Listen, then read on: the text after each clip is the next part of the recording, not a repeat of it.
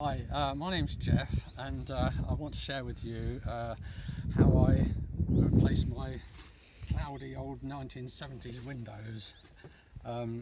They've been driving me mad for many years because I couldn't work out how I was going to replace them because trying to take them out of the frame and getting new ones cut, and then finding the right rubbers, and then finding that all of the nuts and bolts that go around, which is on the two windows is about 45 bolts that would all need drilling out.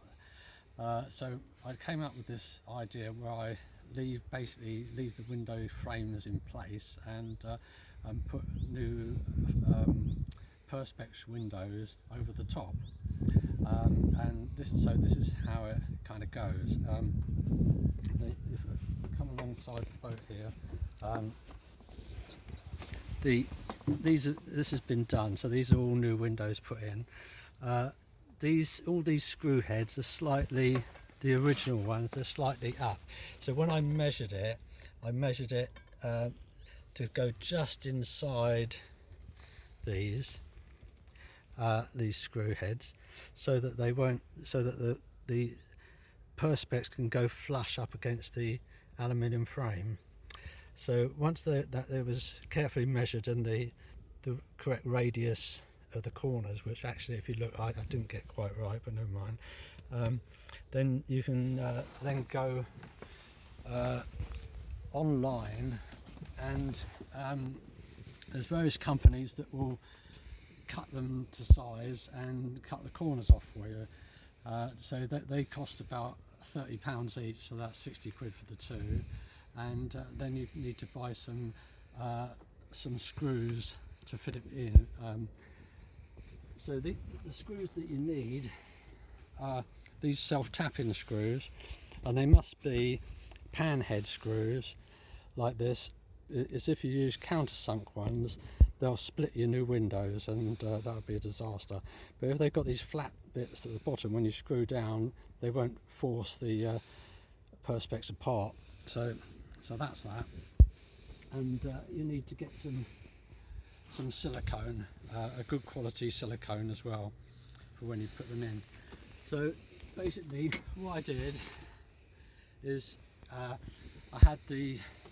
left the old windows and everything in place in case anything was to go wrong, any disasters. And so we'll take it that we'll pretend this is like a new one. So I made a screw hole here and a screw hole there, and then I put them in place. No silicone at this stage. Put them in place, and then screwed into there, obviously drilling through the frame, and there. And then once it's in place, then you kind of go round all of the screws until the whole thing's screwed tight to the frame, and make sure that everything looks like it's butt up against the frame to make a watertight seal. And when that's all done and you're quite happy with it, you unscrew the whole thing and take it off. So the next bit of the job is pretty laborious for me, because I haven't got any mains electric down here, and I haven't got an electric jigsaw, so I had to saw out the old windows by hand, and that was, each one took me about an hour and a half, and it's pretty laborious. But if you've got an electric jigsaw, it's going to be no problem. So basically what I did is to drill a few holes here, and then I made up this, because you can't get a hacksaw in, I made up this thing to hold a hacksaw blade, so you can just saw it through like this. But it does take quite a while, so when I've done about a couple of inches, I could then get this baby in and start sawing away with that. It chips it a bit, but not too bad.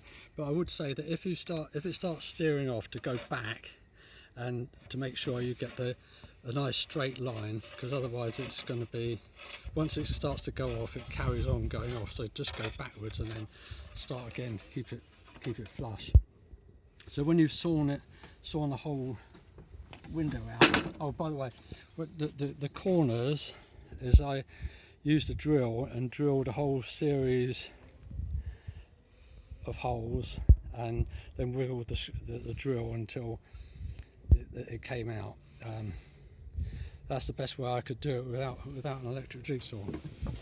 Then I sanded it down with sandpaper. Of course, if you've got an electric sander, it's going to be a lot easier. And then when at that stage, then we can then go on to putting the new window in, which we know fits perfectly because we've already done it. So then we come along with the new window. Oh, before we put the new window in, we get the silicone, and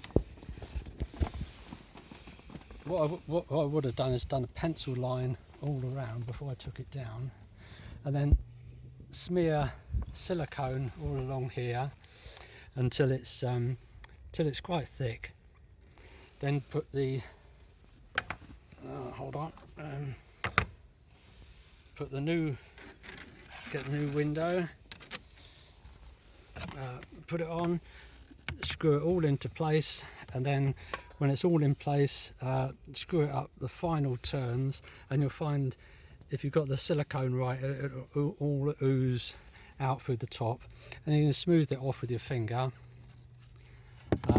and then come along with the silicone gun and just do a thin line along all around the edge, smooth it down with your finger, and that's about it.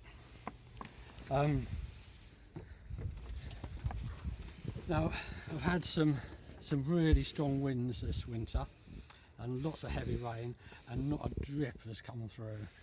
I don't know if I said that I used 16mm, the thickness of the Perspex, and that seemed to be about right.